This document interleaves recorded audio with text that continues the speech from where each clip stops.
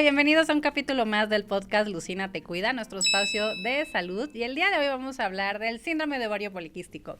El síndrome de ovario poliquístico es una de las enfermedades hormonales más comunes en las mujeres. Se estima que al menos 5 de cada 10 mujeres pueden tenerlo, es extremadamente común. Y hay un montón de mitos alrededor de esta enfermedad, que si causa infertilidad, que si la obesidad está en relación, que si nunca se cura, que si nos puede causar quistes en los ovarios. Bueno, para todos estos mitos, hoy vamos a tener una experta en el tema, que es la doctora Eli Guerrero. Muchas gracias, Eli, por acompañarnos. Hola, muchas gracias por la invitación y feliz de hablar de este tema que me encanta y que es muy común y vemos día a día. Eli, cuéntanos, ¿a qué te dedicas y en dónde podemos encontrarnos y por qué te dedicas precisamente a tratar esta enfermedad? Yo soy ginecóloga, estoy en el Hospital Ángeles del Pedregal y la mayoría de mi consulta es en adolescentes o mujeres jóvenes. Debido a esto, gran parte de mis pacientes tienen síndrome de ovario poliquístico. ¿Y qué es el síndrome de ovario poliquístico para aquellas que no están familiarizadas con el tema? Creo que aquí lo primero que tenemos como que diferenciar es qué es el síndrome de ovario poliquístico y qué es solamente tengo un ovario poliquístico. Okay. Entonces, el ovario poliquístico es solamente cuando tenemos quistes en los ovarios y no tenemos absolutamente nada más. Cuando ya a esto le añadimos alguna alteración en la sangre, bioquímica, o algún síntoma que tenga la paciente, podemos ya hacer como el conjunto del diagnóstico de un síndrome de ovario poliquístico, que realmente es una enfermedad metabólica, porque nos afecta hormonalmente y metabólicamente a la mujer, y no se sabe exactamente cuál es la causa, o más bien es multifactorial, tiene como muchas causas. Puede ser desde un poco de herencia, por el estilo de vida, por alimentos o medicamentos que consumamos. O sea, tiene un montón de factores. Factores de riesgo que lo pueden provocar. Ahora, cuando dices ovario poliquístico, que es la presencia de quistes, ¿qué características o qué criterios tendría que cumplir para que digamos, este quiste sí tiene que ver con el ovario poliquístico, o cuando es otra cosa diferente? Porque justamente yo creo que ahí es donde muchas veces, y muchas veces las pacientes se confunden en, pues me hicieron un ultrasonido y había muchos puntitos o había muchas bolitas, tengo un ovario poliquístico. De ahí salen y les dicen, sí, ya, y ellas lo que creen que tienen es un síndrome de ovario poliquístico. Para decir que un ovario es poliquístico, por una imagen de ultrasonido tenemos que tener más de 12 folículos o quistecitos. Que son las bolitas negras que se ven en dentro el del ovario en el ultrasonido. ultra. O sea, que los puntitos, bolitas, ahí lo que ven. Más de 12 es lo que tenemos que tener. Ok, ¿y puedo tener síndrome de ovario poliquístico sin tener quistes en los ovarios? Totalmente. No es la mayoría de los casos, son los menos, pero sí, porque va a tener las otras alteraciones. Va a tener alteraciones bioquímicas, o sea, en sus niveles hormonales o en la insulina, en la glucosa, en los derivados de testosterona. Y puede tener también todas las molestias, o sea, los síntomas. ¿Qué síntomas serían los principales del ovario poliquístico? Que creo que muchas veces, y ahora ya con tanta información que tenemos a la mano, a mí luego llega la paciente y, ¿por qué vienes a consulta? Porque tengo ovario poliquístico, porque tengo esto y esto. Y empiezan con, tengo acné, Ajá. que hay que hacer mucho hincapié en el acné, que es el acné hormonal. El acné hormonal lo van a tener en lo que es, o sea, barba, escote y espalda. Sí, porque normalmente cuando somos adolescentes el acné está en el cachete y en la frente, ¿no? En la zona T, que es la zona grasosa. Que eso tiene otras causas de ese tipo de acné. No, el acné hormonal es ¿no? Barba, escote y espalda. Entonces, tengo acné. Me cuesta muchísimo trabajo bajar de peso. Tengo zonas en mi cuerpo, como en los pliegues, que están obscuras.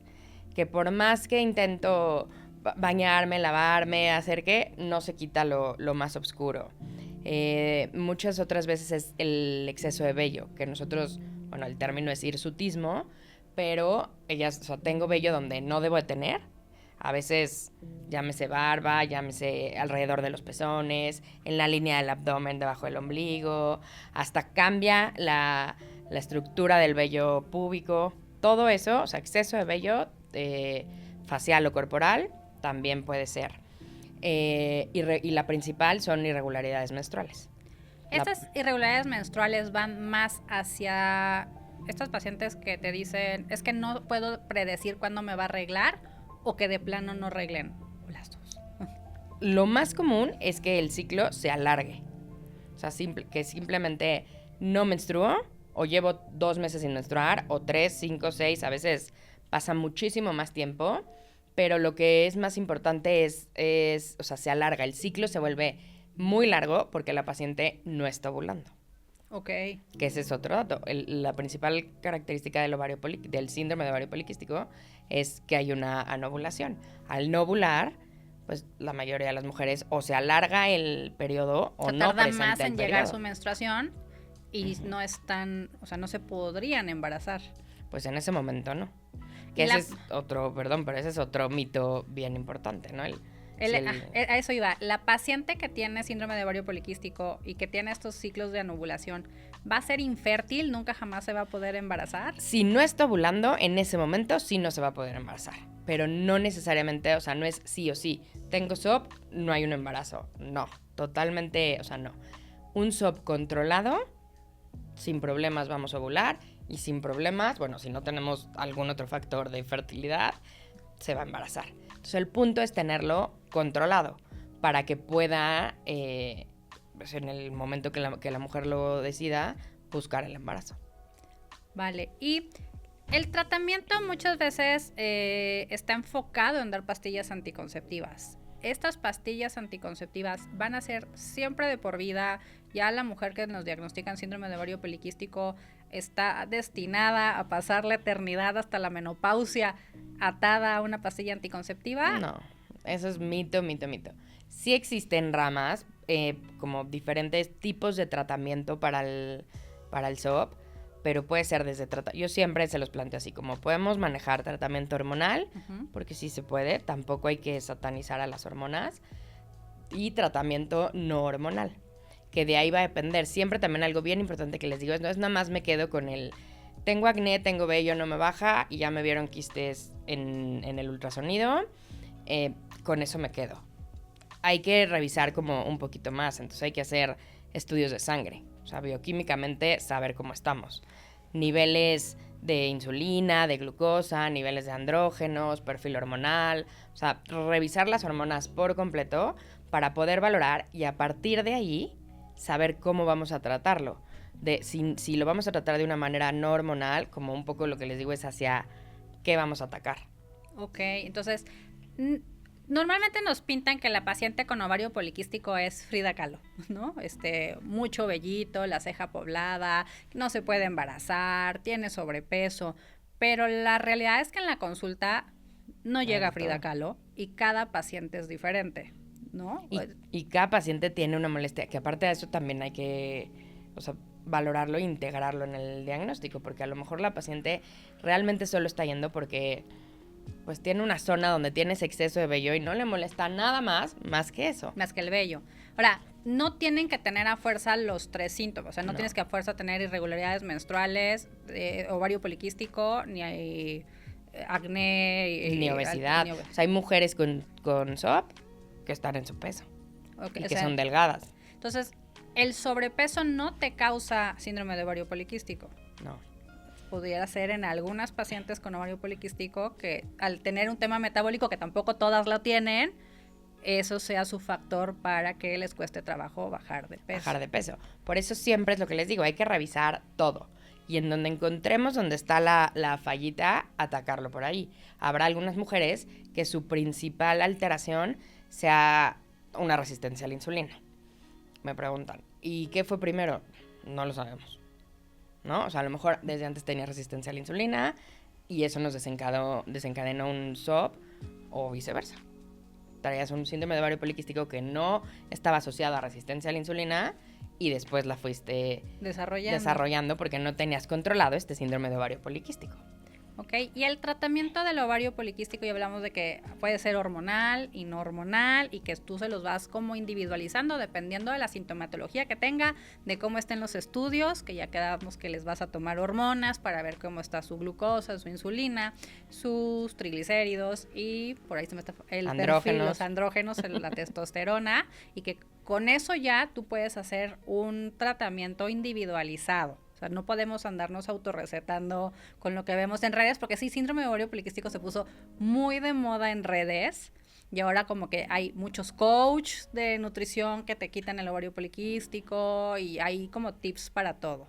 Y hay muchos suplementos mágicos que controlan el ovario poliquístico, que lo quitan y también es algo que les digo siempre. Para empezar, el síndrome de ovario poliquístico no se quita. Se controla, sí, hasta que lleguemos a la menopausia, efectivamente, pero no se va a quitar, solamente lo vamos a controlar. Ok, y ese control puede hacer incluso que estés en tu peso, que no tengas temas metabólicos, que no vayas a tener complicaciones después y que puedas embarazarte. Totalmente, lo que les digo, es el escenario ideal. Y el escenario ideal es llegar a ese objetivo sin tratamiento hormonal, a lo mejor con ayuda de algún suplemento, pero con modificaciones en el estilo de vida. ¿Qué hábitos y modificaciones al estilo de vida deberíamos de tener para, uno, o prevenirlo, o dos, controlarlo? Totalmente, porque va a influir desde, o sea, qué comen, o sea, la alimentación, qué ejercicio, o sea, que hagan ejercicio y hasta qué tipo de ejercicio hacen. O sea, sí hay ya tipos de ejercicio recomendados solamente para desajustes hormonales o para síndrome de ovario poliquístico en específico, la cantidad de sueño que tengan, les digo, a ver, pues no podemos eliminar el estrés de nuestra vida, no, pero aprender a controlarlo. Les digo, a ver, pues búsquenle ¿no? O sea, vamos a matar 2 pájaros de un solo tiro. Si a ti te relaja hacer ejercicio, pues ¿no? ya palomeaste el ejercicio, palomeaste el control de estrés, te va a ayudar a dormir, palomeas. Entonces, o sea, todo eso va a influir. Que creo que también las redes no nos ayudan porque nos venden esta idea de que tendríamos que estar haciendo ejercicio full, ¿no? O sea, corre el maratón tampoco. Y haz pesas y ponte mamadísima. ¿Y cuál es la realidad, no? Para menopausia, los ejercicios de fuerza son los que funcionan, ¿no? Para el hueso, porque la pesa y los ejercicios como de ligas, yoga, natación, te ayudan a mejorar la salud del huesito. En el tema de ovario poliquístico, ¿tú qué les recomiendas? Es el ejercicio de tipo funcional, es lo que más les va a ayudar. O sea, una combinación entre sí tienen que hacer un poco de cardio, pero también van a tener que hacer fuerza. Eso es lo que más les va a ayudar. Hacer 5 días a la semana estas clases de bici, de indoor cycling. A ver, como les digo, de principio nos ayuda, porque de quien no hace nada, empezar a hacer, vamos creando una rutina, un hábito, exactamente. Digo, y ya que estén como muy habituadas a tener esta actividad física, pues ya modificamos que sí, que no, qué tipo de ejercicio se puede hacer.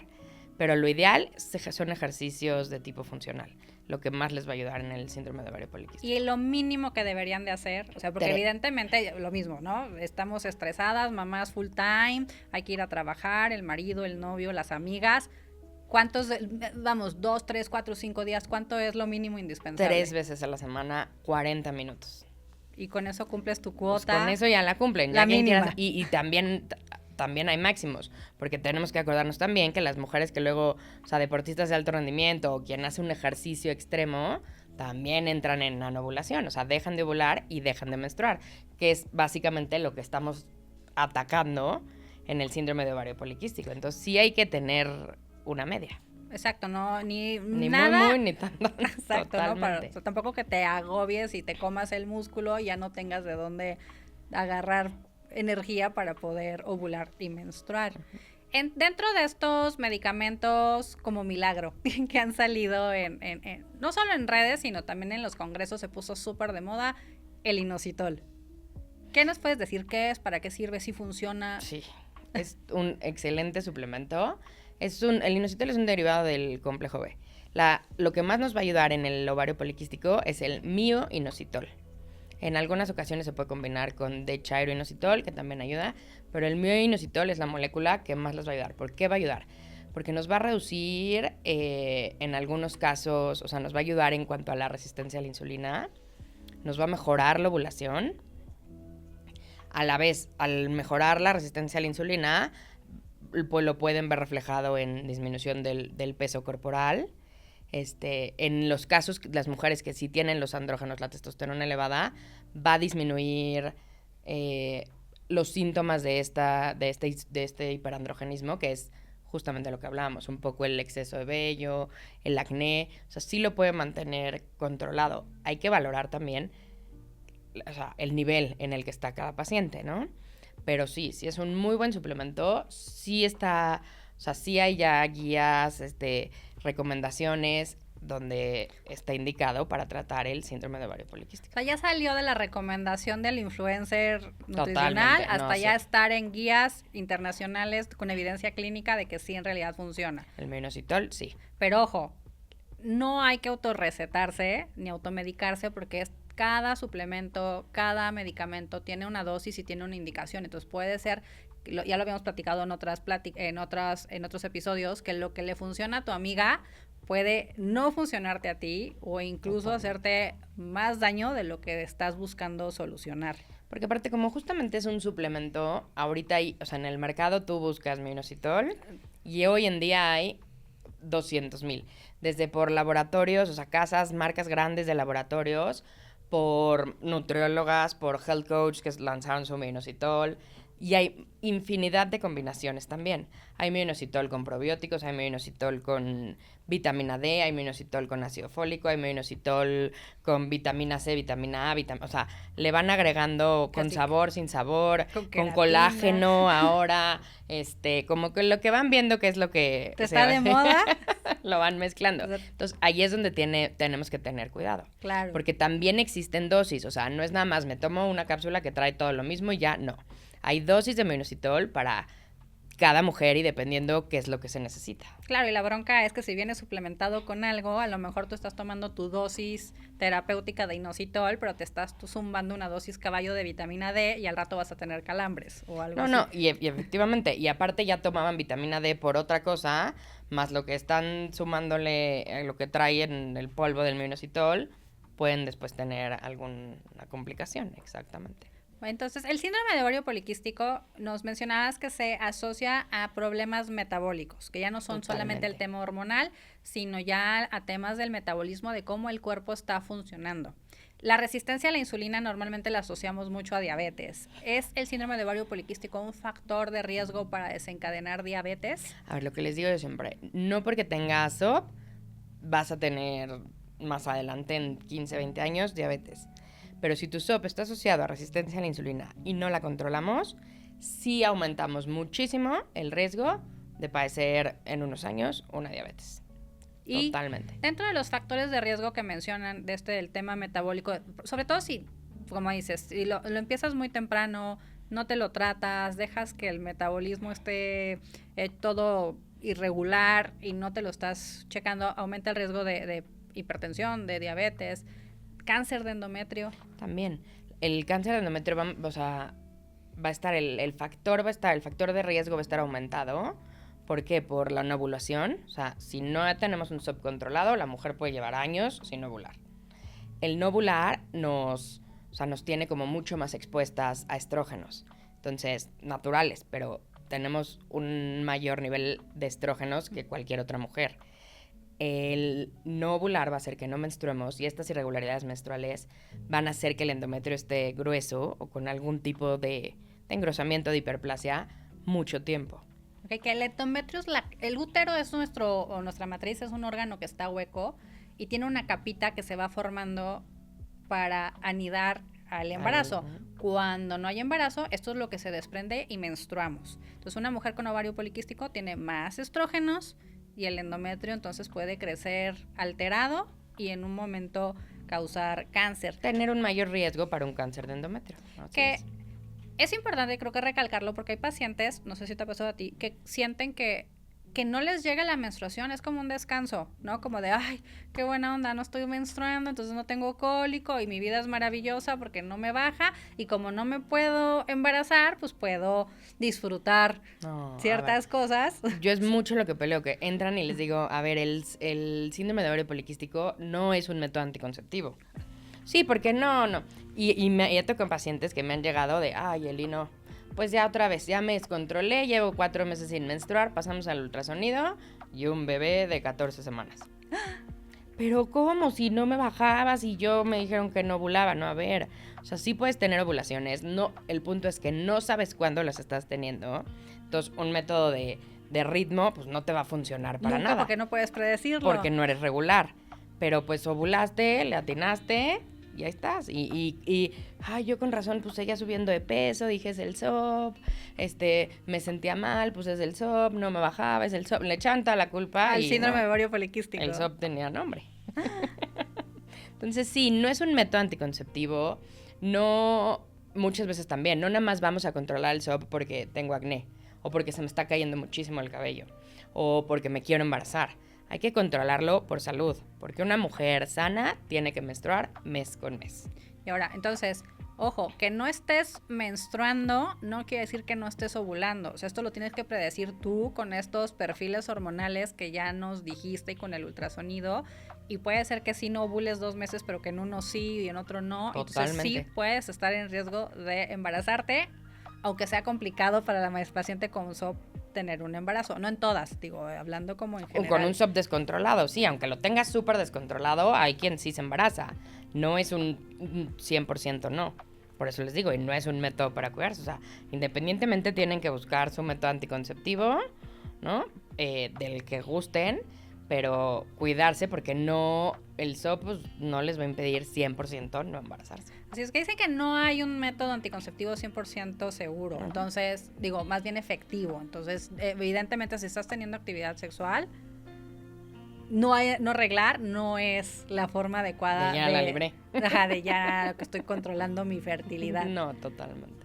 Y querida, ¿cuáles son los errores más comunes que sientes que hay en el tratamiento del síndrome de ovario poliquístico, tanto en pacientes como en médicos? O sea, como de, vamos, con este boom de información acerca del síndrome de ovario poliquístico que es real. Yo no sé si es porque yo soy gine, pero siento que a todo mundo le pasaba que abrías el Instagram y había 1000 posteos entre los coaches nutricionales, entre las nutriólogas, entre las dermatólogas, las ginecólogas, entre todo el mundo hablaba de síndrome de ovario poliquístico. Entonces se hizo un como sobrediagnóstico. Yo de repente me llegaban en la consulta niñas, como tú dices, es que tengo esto y esto, y tengo SOP. Y no tenían un folículo, 2, 3, o sea, no cumplían criterios de ultrasonido, tenían un granito que evidentemente ni siquiera era por exceso de andrógenos. Pero eso es en mi experiencia. En la tuya, ¿qué crees que ha fallado? Totalmente. Una es el sobrediagnóstico, porque también es eso. Me hicieron un ultrasonido, vieron muchos folículos y me dijeron, tienes síndrome de ovario poliquístico. Lo mencionamos al principio. No es, o sea, muchos folículos o muchos quistecitos en el ultrasonido no es igual a síndrome de ovario poliquístico. Hay que estudiar más a fondo.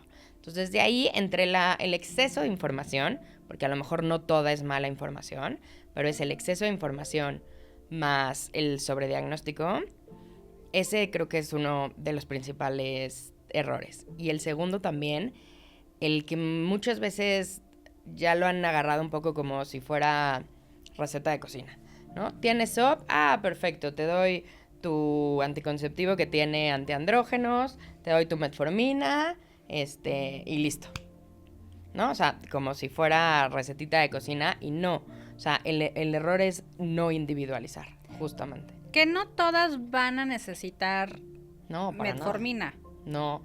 ¿A qué pacientes sí le darías metformina? No para que se automediquen, sino para que sepan que... Porque a veces te saca de onda, o sea, le das a la paciente la receta y te dice, pero si yo no soy diabética, no, claro, ¿cómo es un medicamento que tienen asociado o lo toma mi mamá que es diabética, ¿por qué me lo voy a tomar yo? Simplemente, o sea, sí, totalmente se espantan. Por eso hay que revisar si esa persona, esa mujer con síndrome de ovario poliquístico, tiene asociada una resistencia a la insulina. Y también, la metformina no es lo único con lo que podemos tratar la resistencia a la insulina. Es una buena opción, pero también tenemos más, o sea, otras opciones para poder tratar la resistencia a la insulina. Pero justamente es eso, hay que individualizar y no hay que etiquetar nada más, sí, lo mismo para todas, porque muchas veces en mi consulta es como llegan. O sea, ya sé que tengo ¿no? Y como si fueran copy-paste, tomo lo mismo. Otro error también es el hecho de, pues, siempre dar de principio el tratamiento hormonal. En algunas mujeres sí se necesitará, en otras no, en unas no lo querrán ellas. O sea, también ahorita toda esta cuestión de, pues, no tomar hormonas está muy de moda y muy en boga. Y desde el principio llegan como, a ver, yo a lo mejor sí tengo SOP y tengo todas estas alteraciones, pero no quiero un tratamiento hormonal. Pero no esa fuerza que tengan, ni esa fuerza que se tomen la metformina, ni esa fuerza que requieran inositol, ni tampoco es que todo el SOP necesite una hormona antiandrogénica. No todas necesitan exactamente lo mismo. Entonces sí hay que ver cada paciente qué necesita por su padecimiento y también qué es lo que quiere. Ok, ahora te voy a hacer una pregunta es como de tratamiento, yo digo de médico viejito, ¿no? Porque de repente nos llegan. Antes se operaba el síndrome de ovario poliquístico, ¿no? Tenías muchos quistes en los ovarios, entonces lo que vamos a hacer es mocharte una parte del ovario para curártelo. ¿Qué hay ahora? No, el ovario poliquístico, el síndrome de ovario poliquístico no se opera. No se opera y no se opera. Ninguno de esos quistecitos del síndrome de ovario poliquístico chiquitos va a crecer como para tener una indicación quirúrgica. Antes sí, claro, existían hasta técnicas para así como picotear todo el ovario. El drilling, eso se llama drilling ovárico, que te hacían como, muchos hoyitos en el ovario para curarte el ovario. Para quitarlo, pero pues lo quitaban de ese ciclo. Y al que sigue está otra vez igual. O sea, sí, no. O sea, sí, es también siempre lo que les digo, no dejen que las operen. Pues que cuiden. Busquen algo más y les dicen, te voy a operar el síndrome de ovario poliquístico. Ok, y dime un mensaje ya para llevar. ¿Con qué mensaje concluirías este episodio? Híjole, yo algo que siempre les digo a todas mis pacientes es, el SOP no se quita, solamente se controla. Es una enfermedad, un padecimiento, así se los digo tal cual, bastante latoso, pero tampoco es algo peligroso, ¿no? Y con paciencia y constancia se puede controlar, o sea, sin ningún problema. Muchísimas gracias, Eli. ¿En dónde te podemos encontrar en redes? Yo estoy en casi todas las redes como DRA, Eli Guerrero, doctora Eli Guerrero, y ahí también pueden encontrar muchísima información sobre el síndrome de ovario poliquístico y muchos otros temas. Así es, no es solamente sabe de ovario poliquístico, Eli es una de las mejores ginecólogas y obstetras del Hospital Ángeles del Pedregal. Estamos aquí en Ciudad de México y es un gusto que nos hayas acompañado para compartirnos tu experiencia y de verdad evidencia científica acerca de este síndrome que tiene muchos mitos alrededor y que muchas veces se sataniza, las pacientes se cansan porque creen que toda la vida van a tener que estar tomando hormonas. Ustedes ya escucharon, cambios de hábitos, dieta, ejercicio, el no hacerse un autodiagnóstico, el acudir con ginecólogos certificados que les puedan dar un buen manejo, pueden ayudar a mejorar su calidad de vida y a evitar los factores de riesgo y las enfermedades que pueden estar asociadas a un síndrome de ovario poliquístico mal cuidado. Esto fue nuestro capítulo de síndrome de ovario poliquístico para Lucina Te Cuida, el podcast. Te pido por favor que le des like a este capítulo. No olvides dejarnos tus comentarios. Cuéntanos si tú tienes síndrome de ovario poliquístico, si has tenido alguna amiga que lo tenga, tienes dudas acerca de esta enfermedad para que si no se las hicimos a Eli, se las hagamos llegar o incluso la podemos volver a invitar para seguir hablando de síndrome de ovario poliquístico o de otra enfermedad en otro momento. Te agradecemos que hayas estado aquí y nos vemos en el siguiente capítulo de Lucina Te Cuida, el podcast. Gracias.